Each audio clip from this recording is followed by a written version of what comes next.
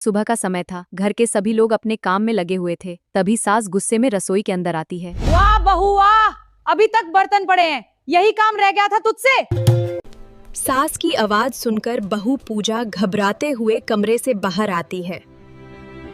माँ जी, रात से तेज बुखार था, इसलिए सुबह थोड़ी देर हो गई है। हाँ हाँ, काम से बचने का नया बहाना मिल गया। हमारे जमाने में तो बुखार में भी पूरा घर संभाल लेते थे। इतना कहकर सास खुद बर्तन साफ करने लगती है। तभी पड़ोसन घर के अंदर आती है। बहन, तेरी बहू तो सुबह से कमरे में आराम कर रही है।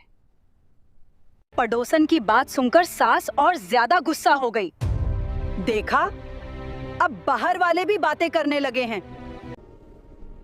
माँ जी, सच में मेरी तबीयत खराब है। लेकिन सास को उसकी बात पर बिल्कुल विश्वास नहीं हुआ। काम से बचने का नया बहाना है ये। यह सब अंदर कमरे में बैठे ससुर जी सुन रहे होते हैं। आखिर उनसे रहा नहीं जाता। बहू को ताने देने से पहले ये तो देख ले कि रात को इसे 102 बुखार था। मैं खुद इसे डॉक्टर के पास लेकर गया था। जिस बहू ने कभी इस घर की जिम्मेदारियों से मुंह नहीं मोड़ा, आज अगर उसकी तबीयत खराब हो गई तो क्या उसे आराम करने का हक नहीं? बहू घर की नौकरानी नहीं होती, वो भी इस परिवार का हिस्सा होती है। ये सुनकर पूजा की आंखों से आंसू बहने लगे। उसे ऐसा लगा जैसे इस घर में कोई उसके अपने पिता की तरह उसके साथ खड़ा है। ससुर जी की बातें सुनकर सास की आंखें झुक जाती हैं। उसे अपनी गलती का एहसास होने लगता है। मुझे माफ कर दे बेटा, मैंने बिना सच जाने तुझे इतना कुछ सुना दिया।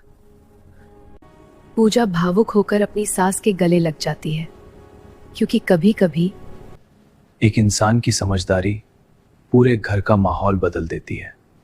प्रेम से बोलो, हर हर महादेव।